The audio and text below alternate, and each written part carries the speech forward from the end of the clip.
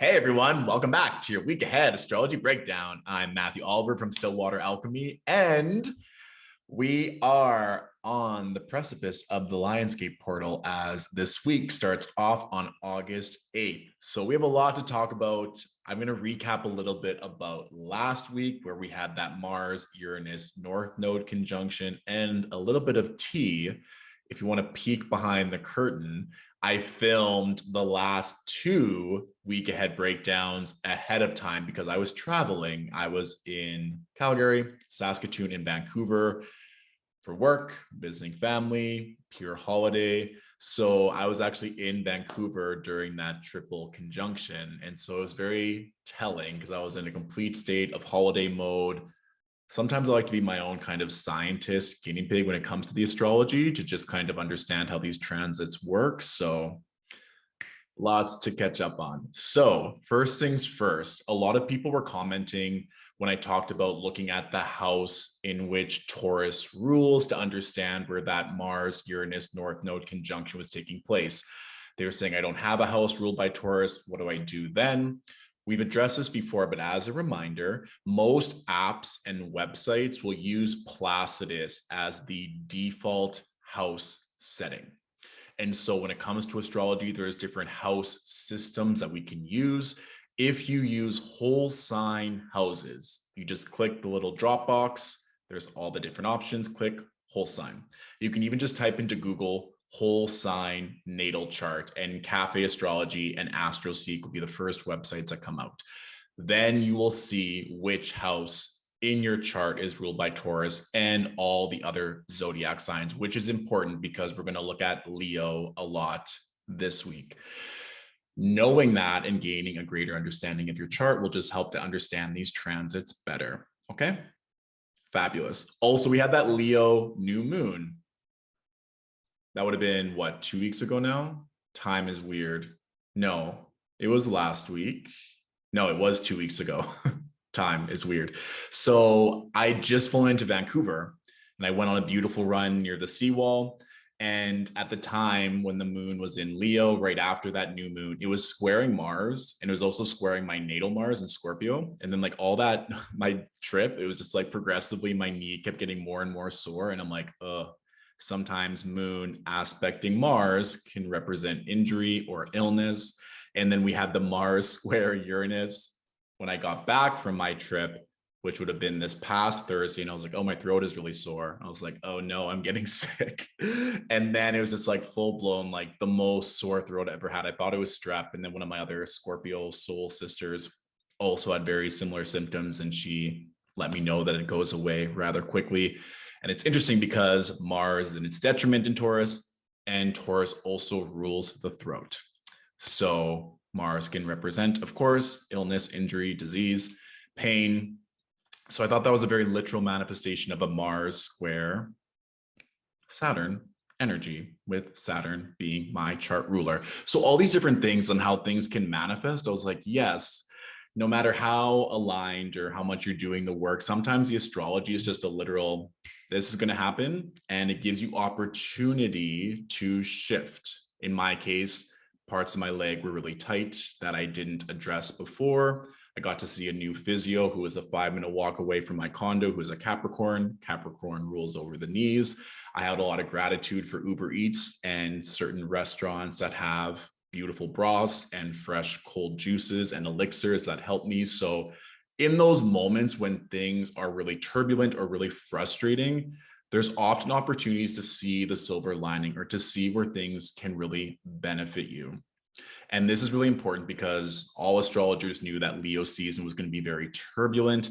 This week has some challenging days. And I even saw in the comments from last week's video that there was a lot going on in regards to people's lives and really challenging things, really stressful things. So I'm right there with you in terms of things going on. I was literally doing my rehab exercises for my knee and my throat was like burning, and I'm just like on the ground, like almost crying. I'm like, oh, this hurts so much. So we are now on the heels, like I said, of the Lionsgate portal, and that will be the Astro question of the week. So a lot of people are like, what are your opinions? What can I do? Should I prepare for this? Is this an ascension portal? So let's talk about just in general when people talk about certain dates like 11/11 or 2/22, like February 22nd, November 11th, if these are days that we should talk about. So certain days there are literal astrological configurations that bring in some benevolence. Like if we're talking about new moons, full moons, eclipses, there's of course energy to draw on. When we're talking about numerology, like November 11th, and people just kind of play on the commercial aspect of 11/11, some days I look at social media and I just want to turn my phone off, like I have been doing this summer, which is a vibe if you haven't had an opportunity to take a little detox from social media. But I will say for the Lionsgate portal, the reason why it gets a lot of notoriety is because on August 8th, so we have 8 being a very auspicious number with regards to numerology. It's the infinity symbol, so endless capabilities. Even with regards to tarot, the 8th major arcana is the strength card with a figure holding open the lion's mouth in the Rider-Waite deck. So there is that symbolism. And then it's always in and around that beginning of August, and they narrow it down to around August 8th when we have the sun in its home sign of Leo. So the sun in its strongest zodiac sign.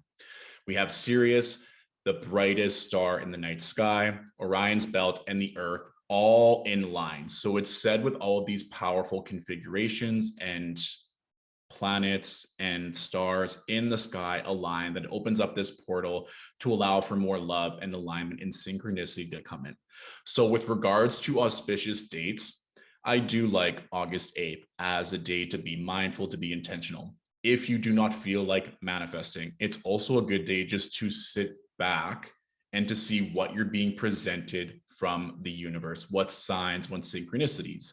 One final story from me, and then we'll jump into the astrology. I talked with my mentor as I was like really unwell, like going through this sore throat, my knee, everything. And she said, like, take off any black, wear some more white as you're healing. And she also said, wear silver, like take off any gold, silver linking with the moon, the body. And I was like, I don't have any silver. Like, if you know me, I'm always wearing gold rings. I have a gold chain.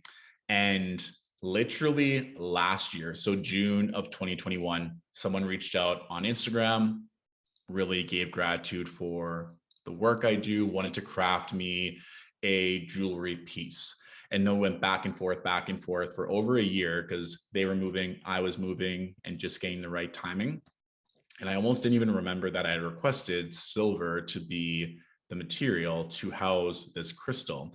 And after I talked with my mentor over the weekend, I saw that I had a package delivered and this beautiful piece with malachite enclosed in silver was waiting for me.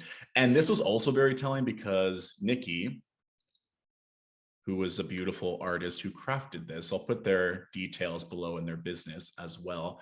She sent the package in June and she was kind of worried that it got lost in customs and it wouldn't make it because it's now August. So it's just like all this beautiful alignment of the fact that I needed silver to help me heal. I got this beautiful silver pendant that had been kind of a year in the making. It's just trusting these cues from the universe. And I found it very symbolic that it was in and around this Lionsgate portal. That's like, no matter, even in those moments where you're feeling low or exhausted or in pain, there's always going to be these kind of angels or messages or figures really helping you. And if you want to get really woo-woo, my personal belief, it's just my belief, you can take it if it resonates, leave it if it doesn't, is that our destiny is already pre-planned. However, how we get to each pit stop, we have free will. It's like if you were at the airport and you knew you're going to be taking a flight, and maybe you had booked a ticket, but there is a potential to upgrade to first class. So maybe you want to put a bid, or maybe you want to upgrade and pay the full amount to be bumped up to first class. So maybe you have a very luxurious travel to get from point A to point B, or maybe you're at the back of the plane next to a screaming baby. And maybe you're at the back of the plane next to the screaming baby, but you still have such gratitude because you don't have to drive, or you don't have to walk to get to your end destination. And even that, you can have sub-variants of your mindset around each phase. So these are just things to think about as we're processing the Lionsgate portal, what you want to achieve. We'll look at the astrology too and see that there are some frictional aspects at play, but there's also some things that we can take advantage of. And I think that's all I want to say. The one really cool thing that I've been seeing, like I said, the universe kind of just giving me little nods and winks as I've been healing and rehabbing my knee. That's a show called Black Mirror. It's very popular. It's on Netflix. And there's one episode called Hang the DJ. Seems like a morose title, but it's all about just kind of the two main characters are in this reality where they're synced up in relationships with the premise of all of these different relationships with various timelines are there to partner you up with the one. And some relationships are like 36 hours, some are a month, some are 9 months, some are a year, some are longer. And the whole point is like when you go on that first date, you have the option of each clicking this little sphere to see how long the relationship is going to last. And you have to stay in that relationship for that amount. It's kind of like the rules of this universe. And watching that episode from a lens of spirituality and having faith in this work is very interesting. So if you haven't seen Black Mirror, you don't need to watch them in chronological order. You can just watch them as single entities. And if you have seen that episode already, I would recommend watching it again. I did, and I really kind of laughed and smiled as I watched that episode. Okay. So I know that was a lot of preamble, but I promise that there's things linking up to that, especially with the Lionsgate portal. So question of the week, switching it up and putting it at the beginning. Oh, and one last thing. Thank you to everyone who gave such beautiful recommendations for the curly hair question I posed last week. There was a lot of great suggestions, so I'm going to be shopping later on. So let's take a look at the astrology starting, of course, on August 8th.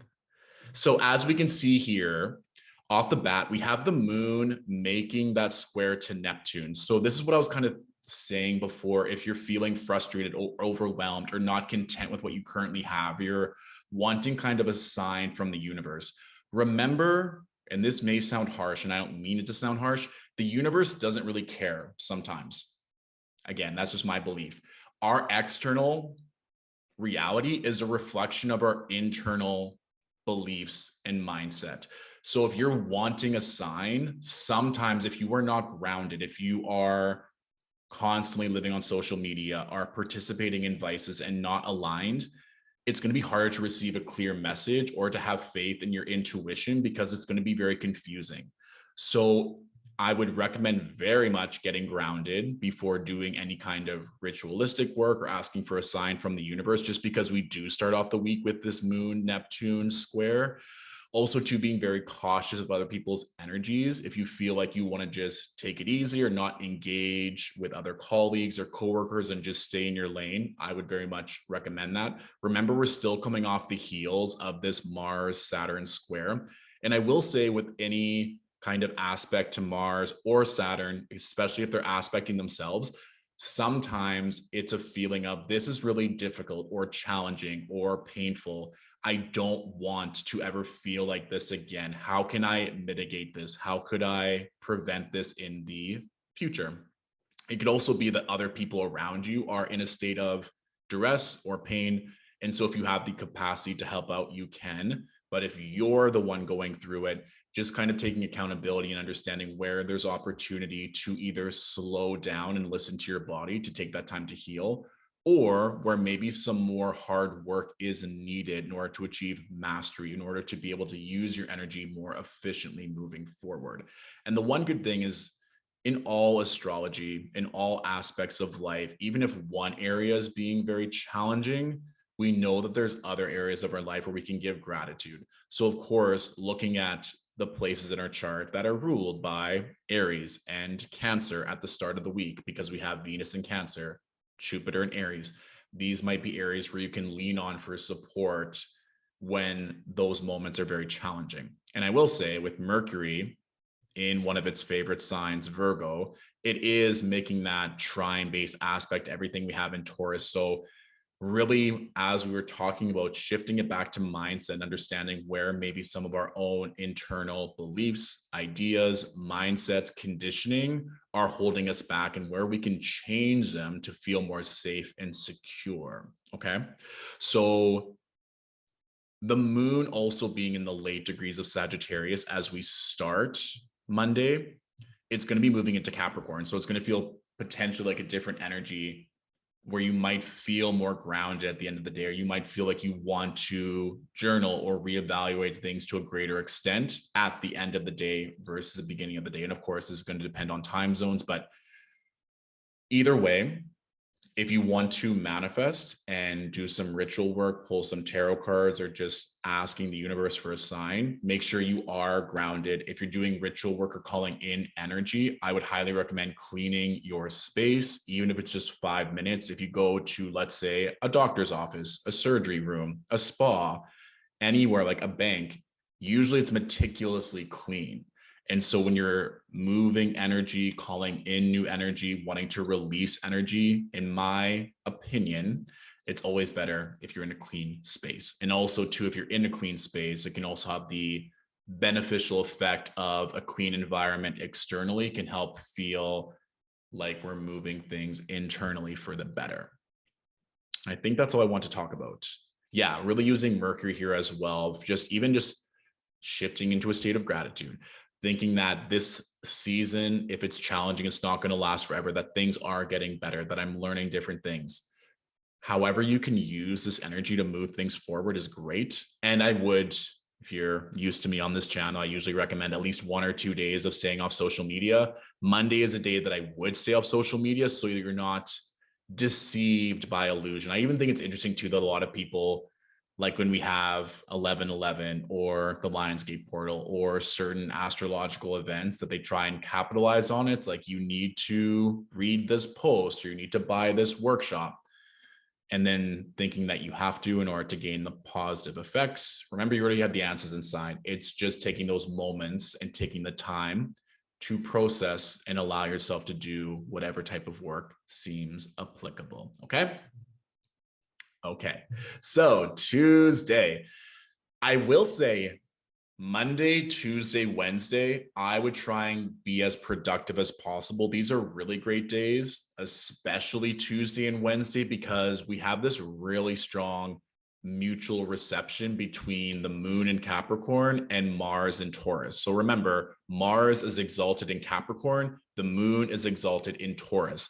This is the last time we're going to get mutual reception between the moon and Mars until 2023, because on August 20th, Mars moves into Gemini, where it's going to be until March of 2023. So we're not going to get any moon Mars receptivity here. What that means is, if we're talking about earth signs and the moon and Mars working in harmony together, it could be moving different energy to make us feel good, to make us feel safe. Also, in terms of adult fun time, this could also be a vibe, especially on Wednesday. We'll just fast forward. Wednesday, when the moon is conjunct Pluto and they're also making a trine to Mars, like moon, Mars, positive aspects are fun and usually just good for moving the body. So it doesn't have to be, it can be fun time in whatever way you deem fit. I always have to monitor certain words on YouTube to make sure that it's appropriate for all demographics, but it can also just be like moving your body, going to a certain class, doing physical activity that just actually feels good for once. Or this could be also a great opportunity to bring energy back into your body, into your heart space, to help ground you so that you're not allowing emotions or your thoughts to dictate the outcome. And also too, if you're wanting to have certain conversations around finance or superiors around work or opportunity, Tuesday, Wednesday would be great, because remember, we're building up to that full moon that's happening on Thursday or Friday, depending on your time zone. So like I said, Tuesday and Wednesday are great days for productivity. Okay. Wednesday, it just amplifies that. And again, Wednesday, we're kind of in this swing state where the moon is going to be in Capricorn and Aquarius. So Wednesday as well, ruled by Mercury. Mercury's in a great position. If you need to get any kind of correspondence, communications, things of that nature done, I would very much do that accordingly, and you'll be in really good shape. Also, too, now on Wednesday, we have the sun within a 5-degree orb of an opposition with Saturn, especially with Saturn retrograding and Mars going, pardon me, with the sun moving at a regular cadence. So this is also just something to note. Even I was intuitively felt called, like I said, having that conversation with a superior or with someone around opportunity or work. You might also just feel this tension with someone in power, or with someone who's older than you, or with someone that has more mastery. And there could be tension in a competitive way, but can also be, I see what that person has. Instead of feeling jealous or envious, I want to be able to learn from them. I don't want my perceived conditioning or judgment to get in the way of me learning or growing in this situation, which can be a more positive way to work with the Sun Saturn energy. It can also play into what we just felt with the Mars Saturn, but looking at our ego instead and being like, where can I grow? Or what is it in that person that I really don't like, or that makes me feel insecure in life, on social media, whatever it may be? How is it an opportunity to go inward and help me restructure my life, or help me push myself because they can do it and they grew up in similar circumstances that mean that I can do it as well? There's always that kind of mirroring exercise when we see someone that we're not a fan of or that we're not fond of, and something that we don't like in them is sometimes a manifestation of what we don't like in ourselves. And so that can be a really good exercise as well as we move into the full moon that's going to be happening. Is where do we have contention or an imbalance of structure or power or opportunity, and how can we rectify that? Because I think that is going to be a major theme that's going to come up with this full moon. So Thursday, the full moon, what time is it at? It's at 9:35 p.m. Eastern Standard Time on Thursday, August 11th. So of course, depending on your time zone, it could be on Thursday or Friday. When the moon is in Aquarius, so I've been saying this a lot throughout the year, that fixed signs are going through it, especially my Scorpio angels. So Scorpio, Aquarius, Taurus, and Leo. And that's why things have been very turbulent or maybe more challenging than normal for a lot of people, because we do just have a lot of these squares and oppositions happening. As you can see on Thursday leading up to this full moon, we have a grand square where there's a lot of things being activated by square and opposition. So what that means is it may manifest as, one, there's lots of things that are putting pressure on you, that you're able to rise to the occasion, overcome that pressure. One thing that I always got taught, I want to say this was by Kelly Surtees, in terms of a square aspect, it would be like two cars coming up to a four-way at the same time. It's like something has to go first before the other one can progress. You can't just have both cars not moving. And if both cars try to progress at the exact same time, they're going to hit each other. So with this grand square, it could kind of be like four cars come to an intersection at the exact same time. Who is going to go first? And so you can even look at your own chart and look to the houses in which Aquarius, Taurus, Leo, and Scorpio rule to understand where this tension may lie, or where you can understand which one is going to go first. Maybe you're more of a solar person, so the Leo house is going to take priority, or maybe you have lots more Taurus energy and you want to go at your own pace, and you're going to look to Taurus and able to order food, Taurus vibes. I was going to say, in order to enact that energy. So it may be beneficial to kind of examine that.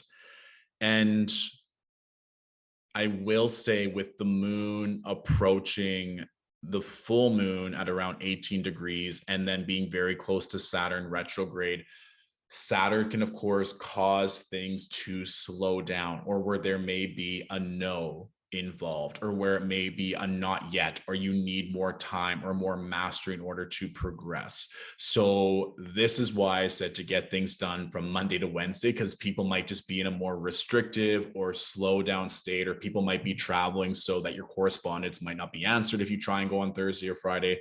There's lots of different things. How I would use Thursday and Friday, and how I'm intending to use it, is to just really take time to rest, take time to slow down. Also, there was a comment about someone getting a rapid ankle sprain last week. Aquarius rules the ankles and the shins. So with the moon being in that square to Mars, and with the conjunction to Saturn, if you're prone to overuse injuries, or if you're a runner or lifting weights or whatever, it's not to scare you. It's just making sure that you do a warm-up rep, or that you're not in a rush, or if you're in trance and you're walking, watching your step. And this isn't just going to happen out of the blue. I find with injuries, it's usually a way of the universe is trying to get you to slow down, or realize you're not going in the right direction in life, or that it's addressing an injury that could get worse if not addressed now. So it's just for those who are maybe neglecting their rehab exercises or are not used to stretching and they don't think they have to. Sometimes with Saturn, it's just trying to prepare you for the long game instead of just skipping on by. Okay. There was something else I think I had for Thursday. Yes, of course. So the one thing, like I brought up with Placidus versus whole sign and getting to understand your chart with the Lionsgate portal, looking to the house in which Leo rules, because of course that energy there with the sun in Leo, that just might bring more activation to that part of your chart. And also Venus is about to move into Leo. So it actually moves into Leo on Thursday. Its first full day will be on Friday. So that Leo part of your chart is about to get really activated this week with the Lionsgate portal and with Venus ingress into Leo. So if you have a lot of either like a Leo sun, rising moon, or your natal Venus, this is a really great energy for those individuals and just for everyone. Venus switching into Leo is very much kind of like hot girl summer, showing off, being confident, showcasing your talents, whatever that may be. It's a really good position for Venus to be in for those types of activities. Also kind of adorning yourself in, let's say, maybe animal print, sparkles, being fabulous, all these different things. And also too, with this full moon, looking to the Aquarius ruled sign in your chart to see where things are maybe going to slow down or where you need to mind your emotions or really where you want to be introspective with this energy. That's just something that's probably going to be taking place on Thursday and especially on Friday. You can see on Friday too that the moon is still very close to Saturn.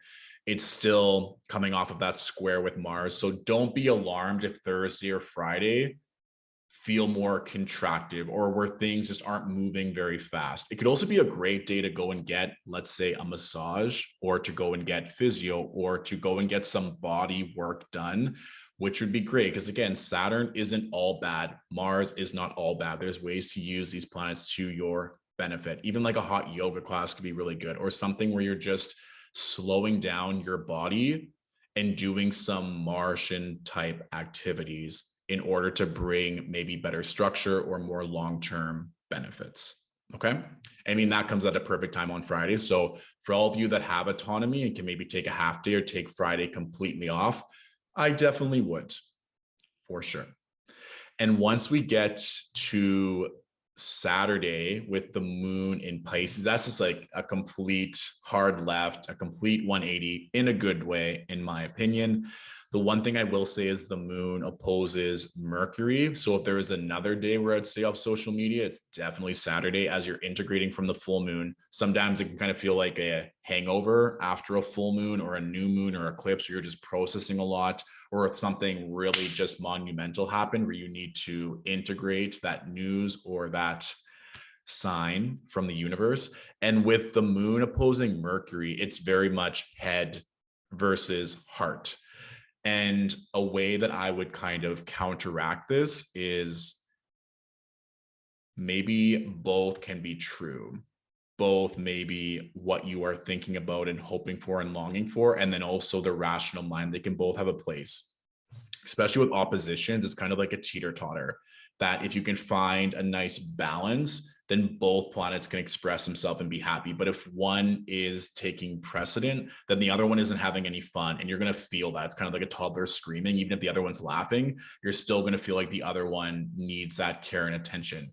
And this can also be something too, like let's say something really restrictive happens, something very stressful, it might be easy to run away with that addiction, with that vice. And so the mercurial mind might try and process it and being, okay, we need to do this, this, and this. But the moon in Pisces, co-present Neptune, might be like, I just want to go party. I just want to go have fun. I want to go shopping. I want to escape this hard truth. And that'll manifest differently for everyone, but I don't want you to get lost or to run away when things are challenging and difficult, because as we saw with Mars and Saturn's influence, that is very likely.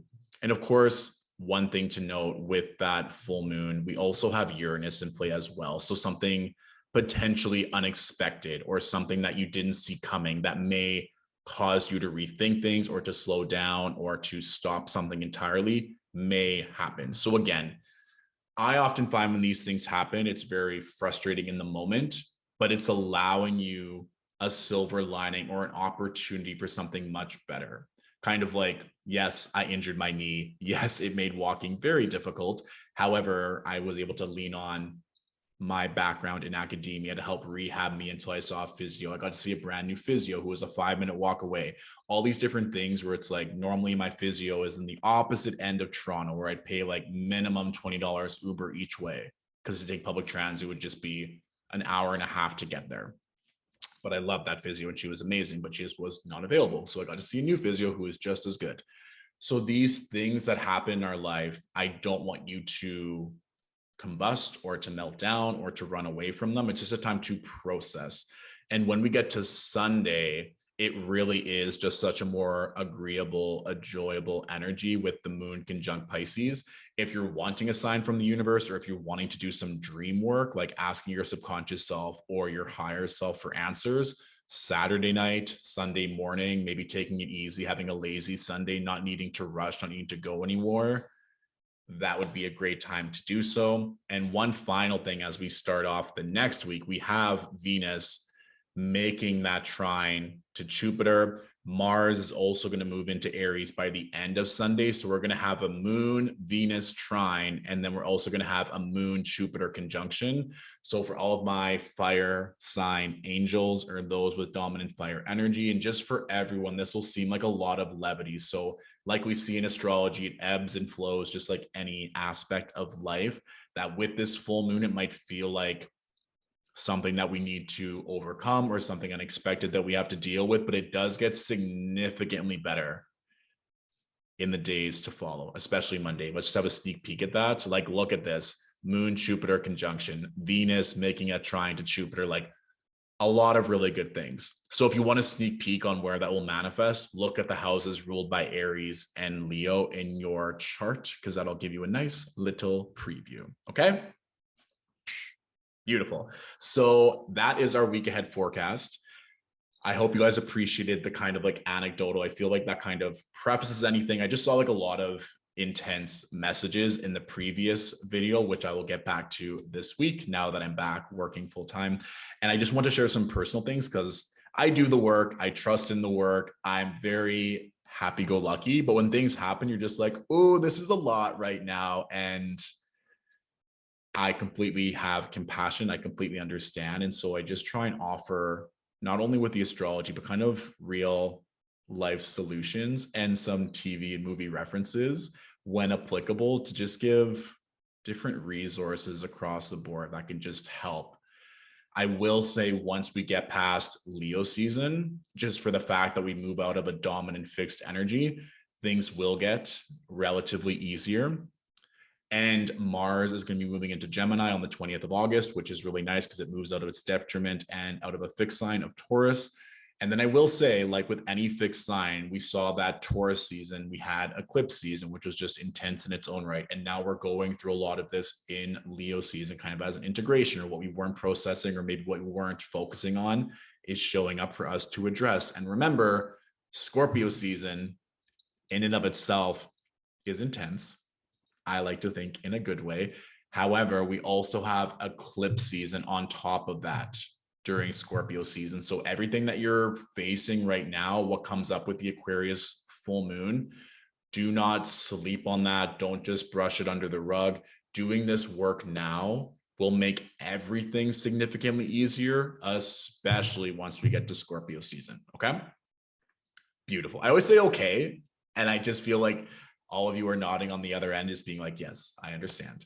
Oh, and the one final thing I was going to say, when we have the Mercury moon opposition on Saturday, when the moon is in Pisces, Mercury is in Virgo, if things are overwhelming, one of my favorite drag queens, her name is Shea Coulee. I don't remember the context, but on Twitter one time, I think she was just kind of like reaming out a fan. She's like, go and touch grass. Like, you guys need to put your phones down and go and touch some grass in nature. And just being in nature and grounding yourself and being away from everyone, that might just be a good energy throughout any time this week, especially if you resonate with the earth element, or if you have a lot of earth energy in your chart. Go and ground in, connect with Mama Earth, especially with Mercury in Virgo. It might just be a good way to calm your mind if you feel like you're going a mile a minute, and just potentially going on those walks alone or listening to some music, whatever that is, just feeling that earth supporting you at all times would be a beautiful way to help navigate the energies of this week, especially on Saturday, though, if you just need to like go and lie in grass. Also, like a float tank could be really good with that Pisces energy to help calm the moon over the weekend. Yeah, anything where you can just allow your body to be supported by an element would be phenomenal. So that's all I got. I'll put some timestamps. Also link Nikki, who created this beautiful pendant, in the description if you want to check out her work. And have a beautiful full moon. And I will talk to you next week. Bye for now.